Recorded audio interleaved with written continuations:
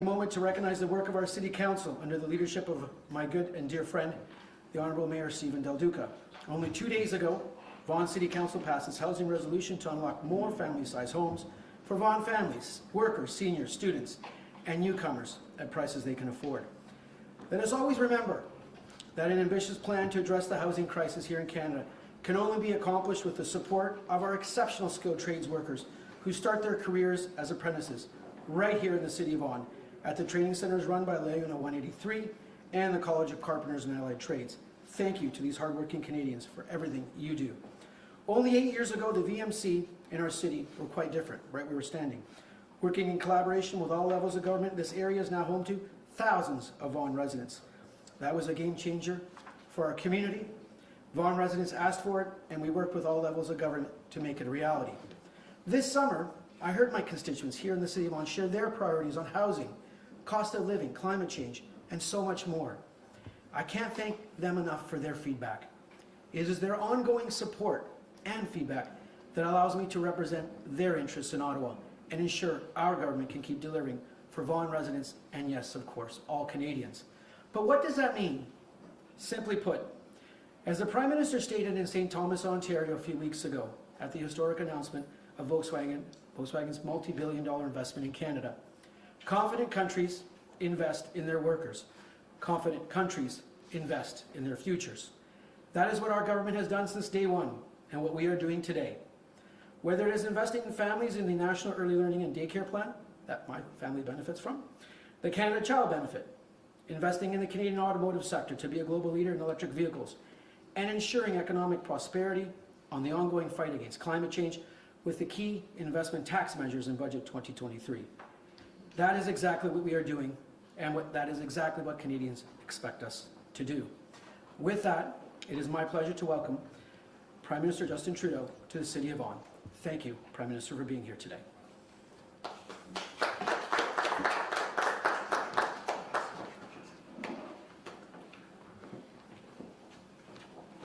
Thank you, Francesco, for welcoming us here. Happy to be here with you and MP Tony Van Bynen for this important housing announcement for the people of Vaughan. Mayor Del Duca, Stephen, so good to be back here with you. So great to be working alongside you. Deputy Mayor Linda Jackson, City Councillors and staff, it's great to be here with you all. We're here today because there is an urgency in our communities. There's an urgency to build more homes and to bring the prices of housing down. Stephen knows this. Stephen knows this because his city, Vaughan, is one of the fastest growing cities in Canada. He wants people to be able to live here and succeed, including middle-class families and young people. And we all know that if we want people to succeed, we need more homes in Vaughan, we need more homes across the GTA, we need more homes right across the country. That's exactly why we launched the Housing Accelerator Fund, to build more homes faster in partnership with municipal leaders. Il y a 3 semaines, on a annoncé une première entente avec la ville de London dans le cadre du Fonds pour accélérer la construction de logements. Aujourd'hui, on annonce une deuxième entente, cette fois-ci avec la ville de Vaughan. Et on va continuer de faire beaucoup d'autres annonces dans les prochaines semaines et les prochains mois. The Housing Accelerator Fund works as an incentive for municipalities to cut red tape and remove barriers. When we launched the fund, we were clear that there are too many barriers that make it too hard to build the homes we need in our communities. We were clear that local rules had to change, and local governments, with our support, had to think bigger and even more ambitious. Well, today's agreement with the City of Vaughan will help us fast-track the building of thousands of homes in the coming years. The agreement will allow for high-density development near public transit, including GO train and subway stations. It'll prioritize apartment buildings and affordable housing, and it will amend a zoning bylaw to allow for the construction of up to 4 residential units on a single lot. This is going to be really powerful here in Vaughan. But we also need to see this kind of thinking, this kind of leadership right across the country. We'll always achieve so much more by working together in partnership with a solid plan, as opposed to the conservatives' approach of picking fights and making threats. Notre pays a été capable de relever des défis du logement dans le passé. On est capable de relever le défi du logement aujourd'hui. I remember when I was last here in Vaughan last winter for a town hall, I met trades workers like Brian and Michael. They were saying that sometimes they feel like the kind of work they do gets taken for granted. But Brian and Michael and all the carpenters, bricklayers, and tradespeople out there, we need your skills, we need your hard work, we need what you're bringing more than ever before. We're cutting red tape so we can put more shovels in the ground faster, so great workers like you can help build more homes for Canadians, and great workers like you can afford to live in great communities like Vaughan. La promesse du Canada, c'est d'améliorer la qualité de vie à chaque génération. Aujourd'hui, c'est un autre exemple du travail qu'on fait pour s'assurer que cette promesse tienne. Canada is the best country in the world. Let's keep making it even better. Merci beaucoup, mes amis. I'll now pass it over with great pleasure to Mayor Del Duca. Thank you. Well, good morning, everyone. What a phenomenal day this is for the incredible people of the city of Vaughan. First, of course, I want to say very loudly and proudly to Prime Minister Trudeau, to our local MP, Francesco Sorbera, to another colleague, Tony Van Bynen, the MP from Newmarket Aurora, also a former mayor who knows the municipal sector so well. And in particularly symbolically important, just in advance of Thanksgiving weekend, on behalf of the people of Vaughan, thank you so much for making this investment in our city, for the people of our city, to help make sure that we have more affordable and accessible housing options for, again, the people who call this incredible community home. This is a really thrilling day for me and all of my colleagues from council. The Prime Minister mentioned Deputy Mayor Linda Jackson, Councillors Rosati, Ferry, Volpentesta, and Ainsworth are also here with us today, and several of the senior staff from the City of Vaughan, led by our City Manager, Nick Spensieri, and a great team that we have. And I particularly want to highlight the phenomenal work of Hai Ching Zhu, Christina Bruce, and Christina Prinzo with respect to making this application for housing accelerator funding successful. So thank you very much. And I also want to point out Francesco Sorbera, who I've known for many, many years, and I know Prime Minister you and MP Van Bynen, I know that you already know this. In all my years in politics and all my years being around government at different levels, I don't think I've ever seen anyone work harder for the community that they love representing. Whether it's at events, or it's advocating, or it's engaging with stakeholders, it is so evident to all of us here in Vaughan, in particular in Vaughan Woodbridge, that Francesco Sorbera cares, he works extraordinarily hard, and today is another example of how he has successfully delivered for our community. Now, when we were talking a moment ago, Prime Minister, we were reminiscing about that time just a little bit less than 6 years ago, when together we stood just down the street and we officially opened what we call the Spadina subway extension, the first subway to come outside of the 416 into the 905. And on that day in December 2017, the building we're standing in right now wasn't here. Many of the buildings in this neighborhood, what's known as the Vaughan Metropolitan Center, weren't yet here. You can see the construction behind us. More housing options, more units available, more hope and opportunity for the people of this city and the people of this region. That's what government investment done the right way can produce. Talking about transit, today of course we're talking about housing accelerator funding. This will literally mean that our extraordinary team at Vaughan can help improve our system, that we can deal with applications quicker and more seamlessly, that we can look at strategies that will help our youngest, those trying to break into the housing market, and our oldest, our seniors, who might be looking to downsize, have the options that they deserve. So the money that the federal government is investing in our city, we take it as a vote of confidence in what, as a council and as a team at the city, we are doing.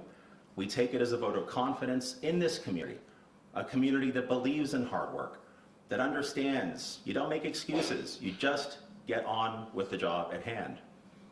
But it's also fundamentally important And I'll tell you why this is really important for me personally. And I didn't mention this already, Prime Minister, but I better before I get into trouble. My wife, Utilia Amaral, is also here with us today. She's here with us today. And the reason I mention Utilia is not just to be in her good books, it's also because, like so many in this community, we're raising young kids. Our daughters are, well, one's about to turn 16, our older daughter, and our younger daughter is 12. This is so important to me personally and to our community because when I think about where our daughters and the thousands of others across the city and across this region like them, where they're going to live, where they're going to be able to afford to live, I'll say it right now, and I want them to know it. I want them to stay in Vaughan. I want them to be close. For far too many young people, breaking into the housing market, be it purchasing or rental, is a dream that's beyond their reach, and that's not right. And I also think about my parents who are now in their 80s. Please don't tell my mom I just disclosed her age publicly. My parents in their 80s, still living in their own home, and they love that, like most seniors do. Today's initiative, today's federal investment in our city will help seniors like my parents be able to downsize and do it with dignity and honor and grace. And because they built this country and this city, they deserve that too. And so at the end of the day, I don't have any other ways to say this, Prime Minister, to you and to MPs Sorbera and Van Bynen. Thank you for having confidence in Vaughan. Thank you for having confidence in the municipal sector to work directly in partnership with us. And thank you for recognizing, and this is the last thing I say, I'll promise, thank you for recognizing that when it comes to delivering on housing, in particular on housing, we must surely know that the status quo, the way that we've always done things, is no longer good enough because it hasn't worked. And that means that every level of government, federal, provincial, and municipal, needs to move past the talking, past the delaying, and get on with the job at hand. And today's investment from the Prime Minister and our federal government is a clear example that he gets it, they get it, here in Vaughan we get it, and with this investment we're going to make magic happen. Thank you very much. We will now start with the question and answer period. Nous allons maintenant commencer avec les périodes des questions. Première question est à Radio-Canada.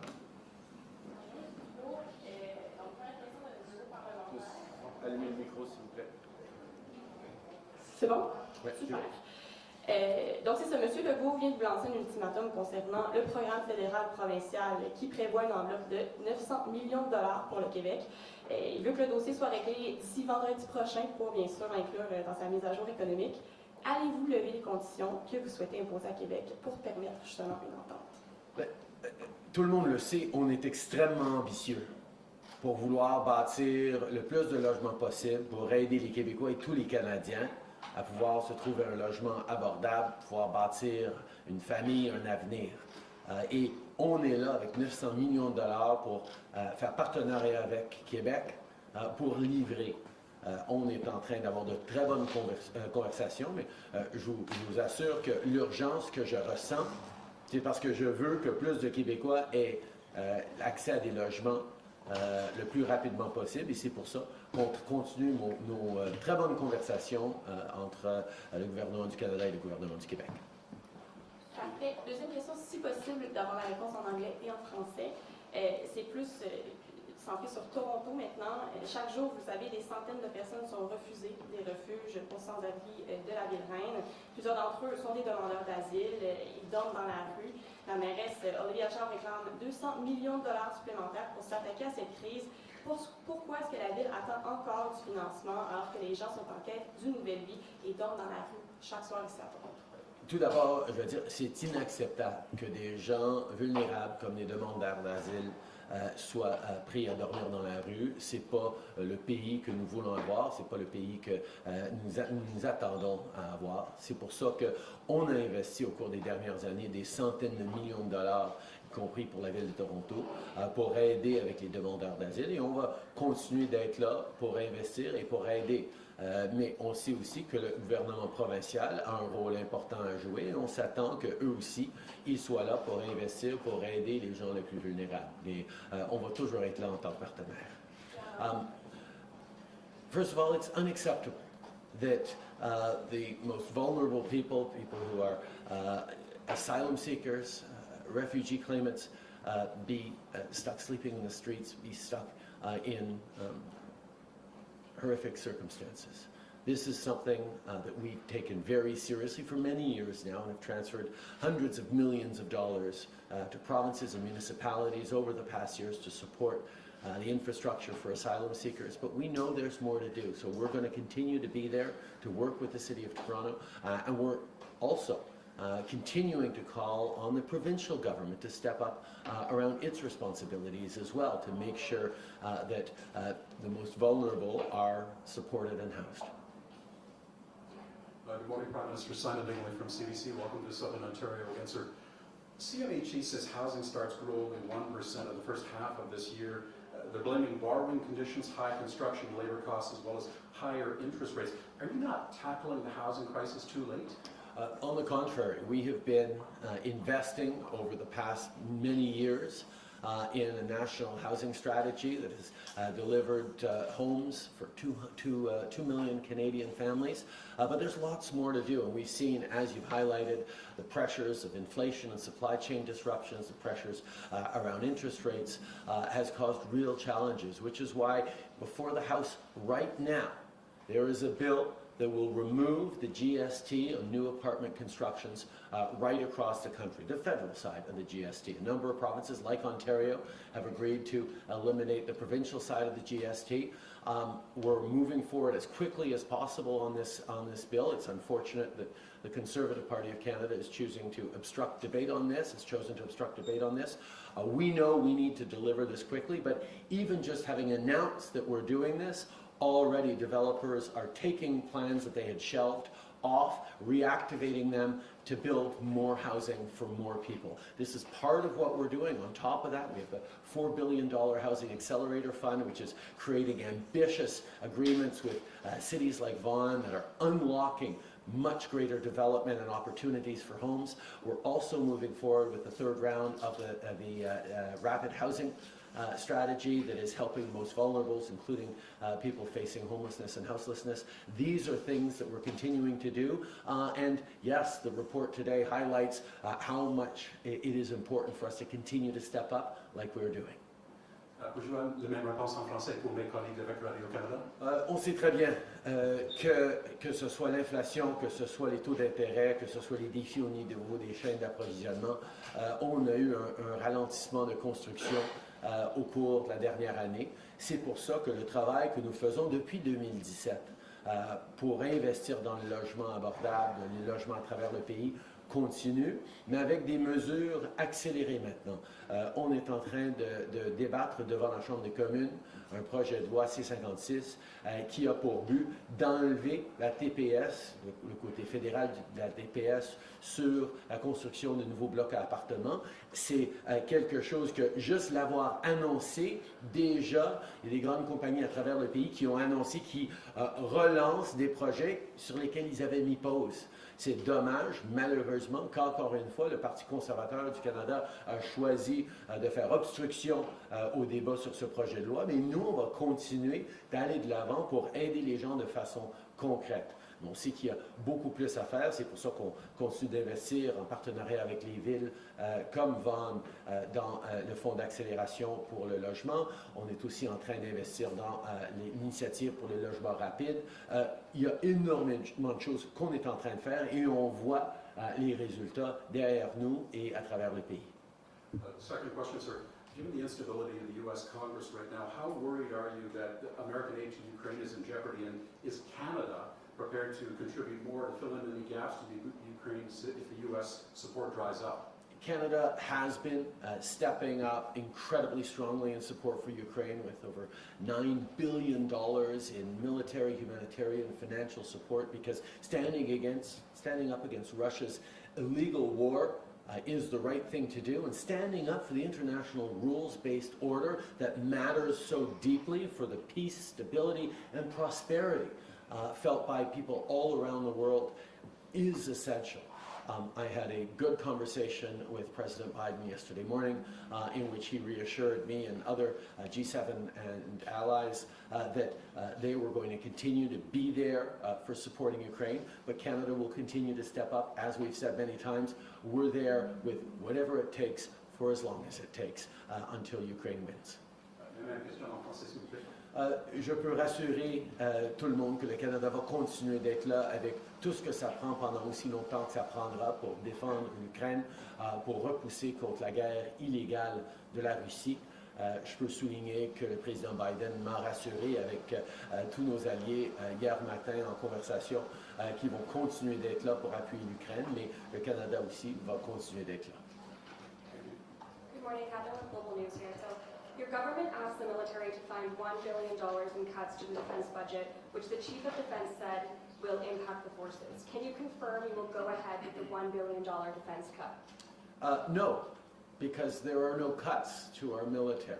Every year we increase our spending on military. We've increased military expenditures by 70% over these past years and into the future, and we're going to continue to invest billions more, including $38 billion for NORAD modernization. We're continuing to move forward with significant upgrades, investments in strong, secure, and engaged, and in the future of our Canadian Armed Forces. Every year we invest more in the men and women who defend our country. We are making sure, as all households are doing across the country, that we're spending on the right things and we're cutting away extra expenditures that are unnecessary. But every year we are spending more on the military and will continue to. And second question, yesterday you said public servants were going to make recommendations to your cabinet about what can be released from the Duchesne Commission. In the interest of transparency, why have you not directed the public service to make as much information public as possible about Nazis who have lived in Canada? The public servants are looking right now at the Duchesne Commission report, making sure and looking carefully at it to see what can be released. We know this matters deeply to all Canadians, and they will make recommendations to the Minister in due course. Last question and follow-up. Prime Minister, Rosa Saba with the Canadian Press.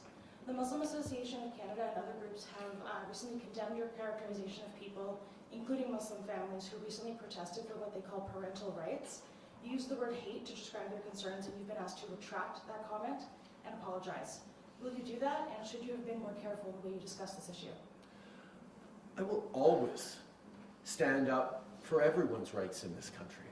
Stand up for Muslim communities, stand up for 2S LGBTQI+ communities, stand up for marginalized people across this country, and protect them from intolerance and, yes, from hatred when it is there.